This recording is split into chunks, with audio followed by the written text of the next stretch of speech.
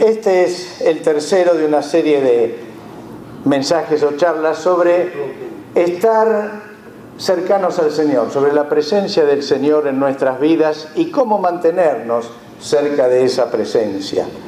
Hemos utilizado para esto todo lo que ha pasado, que cuenta ahí en Primera Samuel, sobre el traslado del arca que representaba la presencia de Dios, y todo lo que vivió el pueblo de Israel y los pueblos que no creían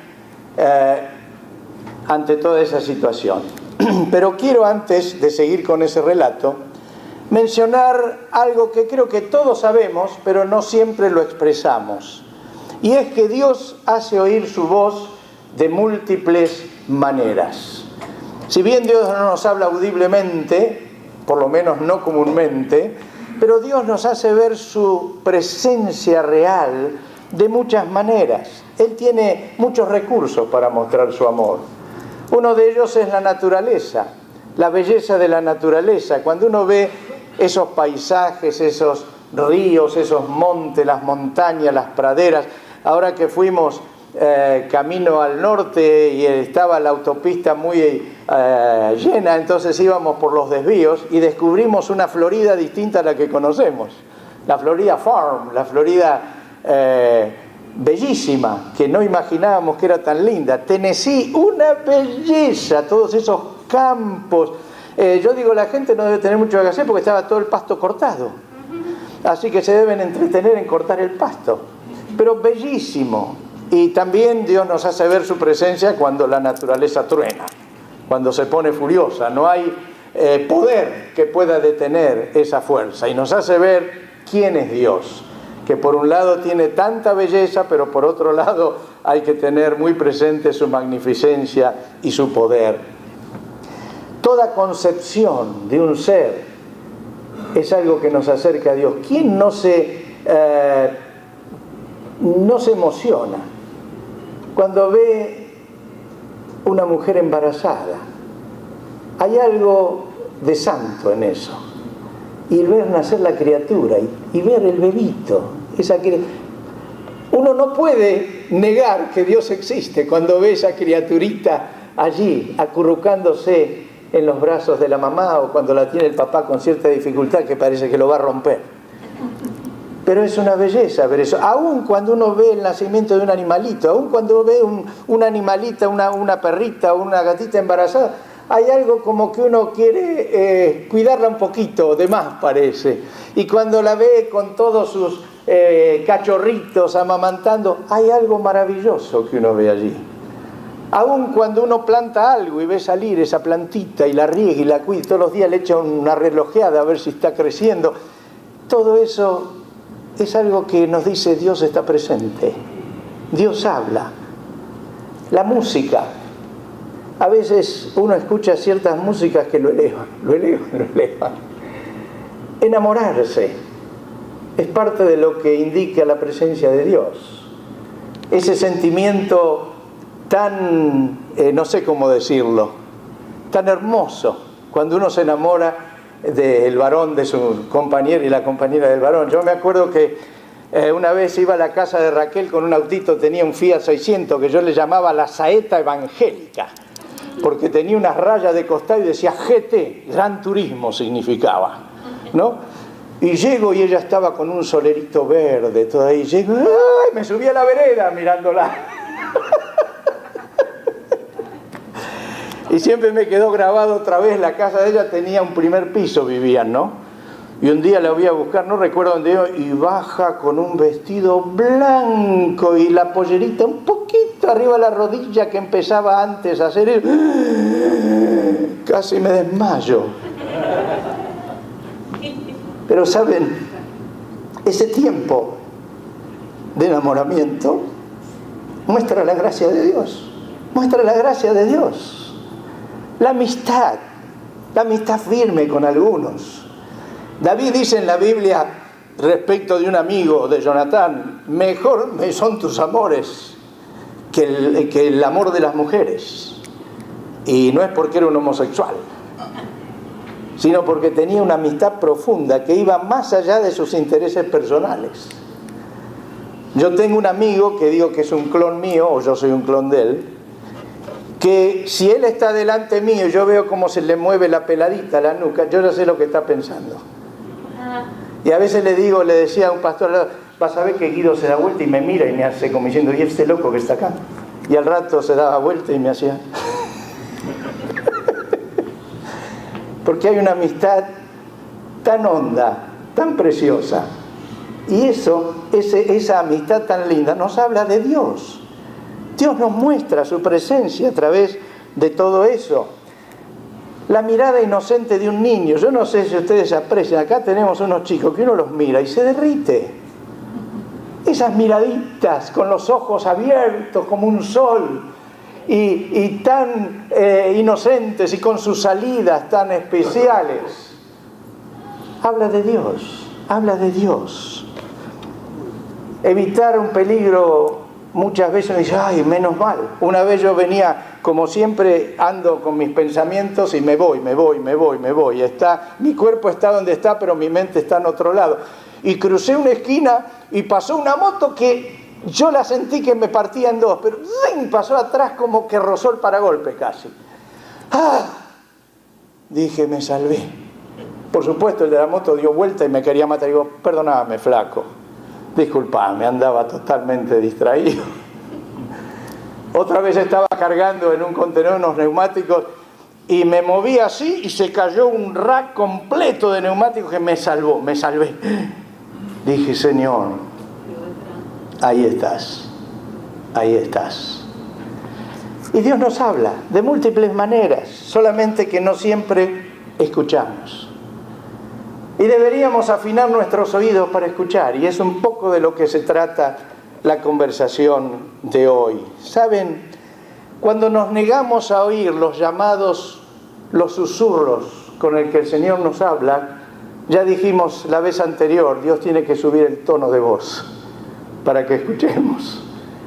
Dios tiene que elevar el tono de voz, a veces hasta gritar, para que le escuchemos. Y esto pasó con la historia que estamos viendo. ¿Se acuerdan que contamos que el arca de Dios había caído en manos enemigas y ellos tuvieron un montón de dificultades, así que decidieron poner en un carro con 2 vacas que estaban amamantando y mandarlas, diciendo, si las vacas siguen camino a Israel, en lugar de querer ir a amamantar sus terneritos, entonces el que nos estaba hablando era Dios.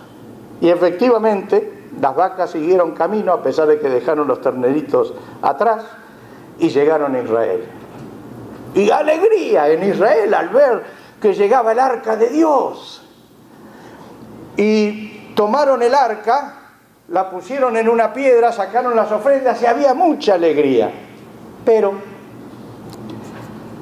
parece que algunos siempre quieren desconocer la voluntad de Dios. Y miren lo que pasó, 1 Samuel 6:19. Dice, algunos hombres de ese lugar se atrevieron a mirar dentro del arca del Señor, que estaba prohibido por el Señor eso, y Dios los mató. ¡Wow! Fueron 70 los que perecieron. Eso dice la versión nueva. Si van a la versión vieja, da una cifra que es casi más grande que el pueblo. Pero no importa cuántos eran. Lo importante es que había algunos que tomaron a Dios como algo, digamos, algo sin importancia, y sabían que era prohibido, sabían que ese arca tenía disposiciones de parte de Dios para moverla, y miraron adentro donde no debían. Y dice, Dios los mató. ¿Saben? Dios tiene su método para despertar nuestras conciencias. Dios nunca empieza por lo peor, siempre empieza por lo más sencillo. Siempre empieza por lo dulce, lo agradable, lo santo, lo lindo, lo bello. Y va subiendo la voz. Versículos 19 al 21 de 1 Samuel 6. Y el pueblo hizo duelo por el terrible castigo que el Señor había enviado. Y los habitantes de Bet-Semes dijeron, el Señor es un Dios santo, ¿quién podrá presentarse ante él? ¿Y dónde podremos enviar el arca para que no se quede entre nosotros? Así que mandaron este mensaje a los habitantes de Kiriat Jearim y dijeron: los filisteos han devuelto el arca del Señor, vengan y llévensela. La gente tomó conciencia que estaba Dios presente. Dijeron: Dios es santo. Ahí recapacitaron que lo que habían hecho y sabían que no debían hacer, no pasó inadvertido para Dios. Y dijeron: Dios es santo. ¿Quién podrá presentarse ante él? Tomaron conciencia. Pero ¿saben qué? Cuando uno toma conciencia, se debe acercar a Dios, no alejarse. Y ellos dijeron: ¿a dónde podemos enviar el arca? Que se la lleven. Como diciendo: deshagámonos de un Dios tan cercano, mejor tenerlo lejos. Vemos que es demasiado grande para nosotros. Cuando la gente palpó la presencia de Dios, tuvo miedo. ¿Y qué decidieron? Que no se quede entre nosotros. Vengan y llévensela. ¿Saben? La peor decisión en nuestra vida es alejarnos del Señor. La peor decisión en nuestra vida es alejarnos del Señor. Cuando uno enfrenta algo que no puede definir cómo resolver, cuando uno enfrenta aquello que no sabe cómo cambiar, la solución no es huir, la solución es acercarse al fuego que quema de Dios, para que Él pueda cambiar lo que es necesario cambiar. El que ama no teme. El que ama quiere estar cerca. El que ama no quiere desentenderse del Señor. El que ama reconoce su dificultad y se acerca. Dice después, el capítulo 7 empieza, que dice que llevaron el arca del Señor a la casa de Abinadab. Se lo sacaron de encima. Corrieron a Dios, dijeron: es demasiado. Es como aquel que cree que acercarse a Dios es tan riguroso en sus mandamientos que dice: no es para mí, es para otro. Cuando en realidad es alivianar la carga. Recordemos nomás que a esta casa donde llevaron el arca, yo resumo la escritura para no hacerlo tan largo, dice que ahí tomaron uno de los 3 hijos que tenía este hombre, dice, y lo santificaron para que cuidara el arca. Y él tenía 3 hijos. Uno se llamaba Eleazar, que es el que pusieron al cuidado del arca. Otro que se llamaba Ahío, y otro que se llamaba Usa, que es el motivo de nuestra charla de esta mañana. ¿Saben cuál fue el resultado de alejarse de Dios? ¿Cuál fue el resultado de correrse de Dios? Miren lo que dice el siguiente versículo, 1 Samuel 7:2. Pasaron 20 años y todo el pueblo de Israel buscaba con ansiedad al Señor. 20 años estuvieron con el arca lejana, que era como estar con la presencia de Dios lejana. Lo interesante de esto es que la Escritura dice, en lo que hemos visto las veces anteriores, que los enemigos, los paganos, los que no conocían a Dios, tardaron 7 meses en darse cuenta que Dios era real. 7 meses estuvo el arca en terreno enemigo y se dieron cuenta, esto debe ser de Dios, esto debe ser de Dios. ¿Se acuerdan que el arca la pusieron en el templo del Dios de ellos y el templo 2 veces se cayó, el Dios de ellos, Dagón? Ahora, los que creían, los que eran pueblo de Dios, ¿cuántos años tardaron? 20 años. Y uno dice, Señor, ¿qué ocurre en la vida de aquellos que te conocieron, que rozaron contigo. Y lo que quieren hacer siempre es estar más lejos en lugar de estar más cerca. Ahora, como Dios nos ama, siempre prepara todo para que estemos más cerca. Y saben, es interesante que entendamos que vivir alejados, ajenos, vivir indiferentes al Señor nos arruina la vida. Aunque todo te parezca que vaya bien, te arruina la vida ser alguien que desconoce que Dios está presente. Dios no viene todos los días y te clava un pinche para decirte acá estoy, acá estoy, acá estoy. Dios te da espacio, te da libertad. Aún muchos deben creer que no necesitan acercarse a Dios porque todo va bien.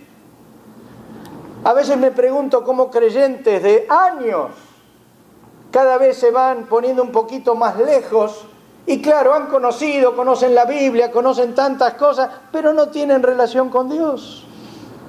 Van a la iglesia cada tanto como para mantener algún tipo de relación, pero después desaparece, total. La vida sigue igual, pero saben, la vida no sigue igual si Dios no está presente.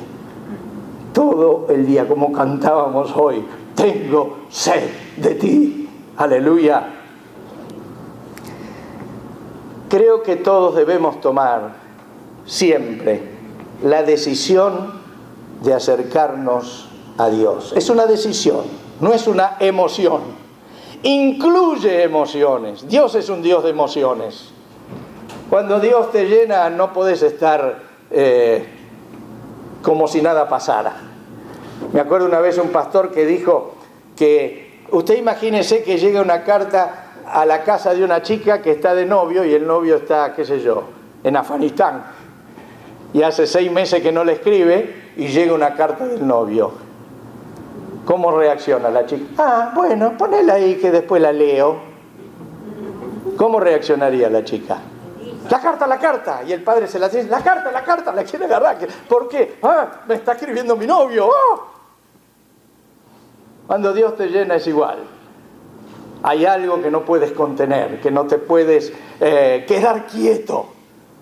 Y te aumenta la sed. Es como la Coca-Cola, que vos tomás un poquito y no te sacia la sed. ¿Qué hace? Te da más sed. Es a propósito, eso es a propósito. Por eso todos van tomando cada vez más Coca-Cola. Y Dios es igual.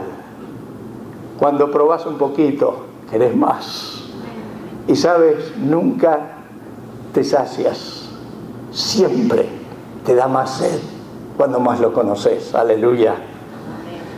Así que pasaron los años y el rey David tomó una buena decisión: restaurar la relación de toda la nación con Dios y traer el arca a Jerusalén. Y miren lo que dice 1 Crónicas 13:3 en la versión Reina Valera. Dijo David: traigamos el arca de nuestro Dios a nosotros, porque desde el tiempo de Saúl no hemos hecho caso de ella. David tomó conciencia de que él y toda la nación no habían tenido la presencia de Dios en forma especial en sus vidas. Y dijo, ahora sí, es tiempo de acercarnos a Dios. Y acá empieza lo principal que quiero comentarles. Segunda Samuel 6, 3 al 5. Dice así. Si ustedes leen es interesante porque David convocó al ejército, convocó a los políticos, convocó a los gobernantes, convocó al pueblo. Eran miles que iban al lugar donde estaba el arca para traerla a Jerusalén. Y dice, yo lo resumo, colocaron el arca de Dios en una carreta nueva y se la llevaron de la casa de Abinadab.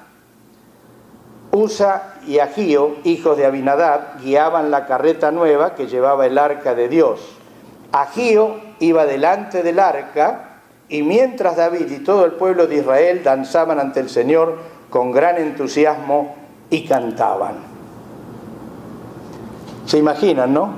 todo el mundo contento, el arca en un carro nuevo, los dos hijos de este hombre donde habían estado, iban uno adelante y otro se ve al costado, y siempre que tomamos una decisión de volver a Dios, es una decisión sabia. Cuando uno decide acercarse al Señor, es lo más sabio que puede hacer. Si uno es un incrédulo, viene bien que se acerque. Si uno es un creyente apartado o un creyente indiferente o un creyente frío, que bueno, yo digo creyente por decir algo, pero si es frío y está lejos, me parece que no cree mucho, pero creyó en un momento. Así que ese también es bueno que vuelva a Dios. Y también es bueno que aquellos que están con Dios estén todavía más cerca de Dios. Siempre es una decisión feliz acercarse al Señor. Así que acá había gran entusiasmo, alegría. Saben que cuando uno se acerca a Dios, siempre renueva los propósitos, renueva la esperanza, renueva la fe, dan ganas de vivir, dan ganas de hacer cosas. Y así estaba toda la multitud, un hecho nacional feliz. Pero a veces algunos olvidan que los buenos deseos y las buenas intenciones son necesarias, pero no son suficientes. ¿Por qué? Porque para volver a Dios hay que tomar el camino que Dios dice que debemos tomar para volver. No es que yo puedo decidir cómo debo volver y qué debo hacer, sino debo preguntar al Señor cómo debo volver. Y fíjense lo que pasó. Versículo 6 de 2 Samuel 6. Al llegar a la parcela de Nacón, los bueyes tropezaron, pero Usa, extendiendo las manos, sostuvo el arca de Dios. Y miren lo que dice después. Entonces la ira del Señor se encendió contra Usa por su atrevimiento y lo hirió de muerte ahí mismo, de modo que Usa cayó fulminado junto al arca. ¡Guau! ¿Usted se imagina?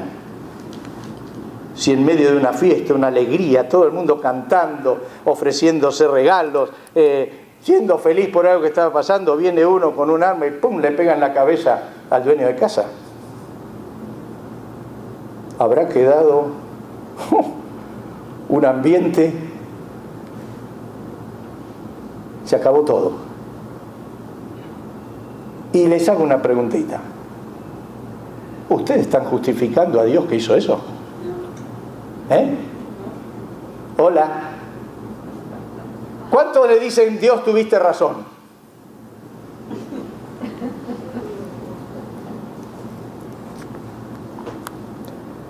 ¿Cómo se entiende este acontecimiento?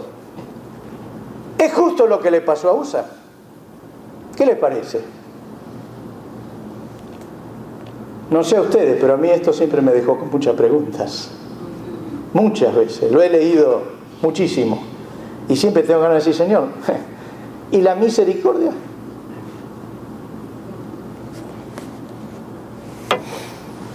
Se ve que a David tampoco le cayó muy bien. Porque mire lo que dice la Escritura, el versículo siguiente, el 8. David se enojó porque el Señor había matado a Usa. Así que llamó a aquel lugar quebrantamiento de Usa. ¿Se imagina David con todo el movimiento que hizo? De llamar a los oficiales, a la policía, a los gobernantes, al pueblo y decir, gran fiesta nacional, vamos a traer el arca. Y Dios termina fulminando como con un rayo a uno de los que la conducían.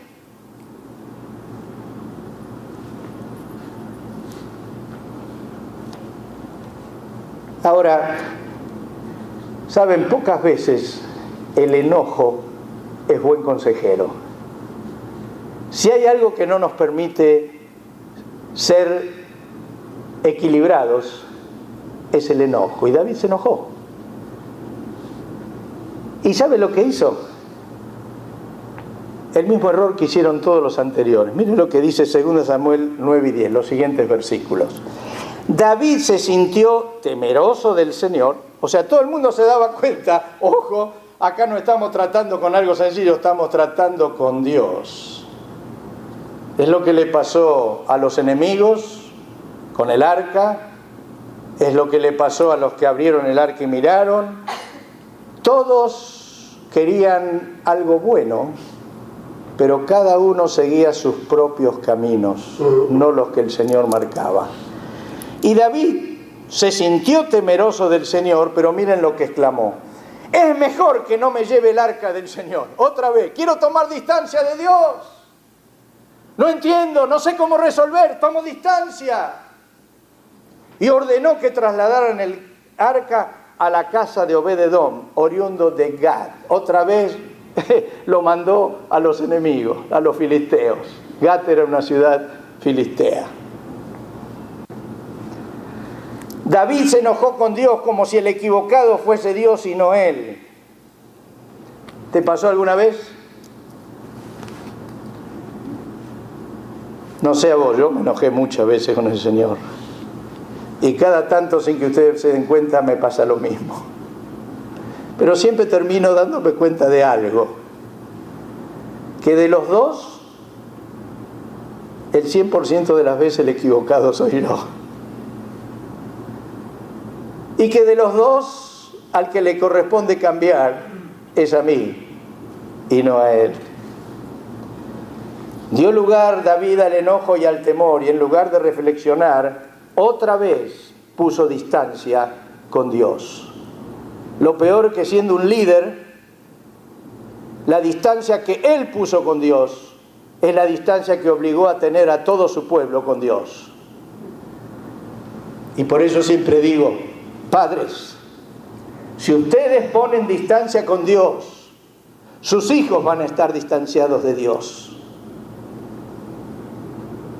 Si un líder pone distancia con Dios, la iglesia se distancia de Dios, porque Dios respeta el orden, respeta su cadena de mandos. Y si bien todo es personal, y no porque el otro ande mal, yo debo andar mal. Yo debo buscar a Dios independientemente de lo que pase con el otro o con los otros, con la iglesia, con mi familia, con quien sea. Pero igual las consecuencias se sufren cuando aquellos que deben mostrar la cercanía de Dios, lo que menos hacen es mostrarla. Y ahora voy a lo importante del mensaje. Todo esto era un poquito de decorado. ¿Por qué nos pasan episodios como los de Usa? ¿Por qué pasan esas cosas? ¿Cómo puede ser que los enemigos de Dios tocaron el arca todo el tiempo y ninguno murió? Y Usa, que era un hombre de Dios, la tocó y murió. ¿Es que Dios tuvo más misericordia que uno con otro? No. Simplemente que los otros ignoraban. Hemos leído las veces anteriores que cuando se vieron tan agravados por lo que pasaba con el arca, dice, su clamor llegó al cielo. Claro, no sabían a quién, al cielo. Pero estos, en todo lo que vimos de David y los demás, dice, el Señor ha estado contra nosotros. ¿Por qué el Señor nos hizo ellos? Ellos conocían a Dios, pero no seguían su voluntad. Y si bien Dios es paciente con ajenos y con los creyentes, llega el momento en que Dios te dice, ajústate a mi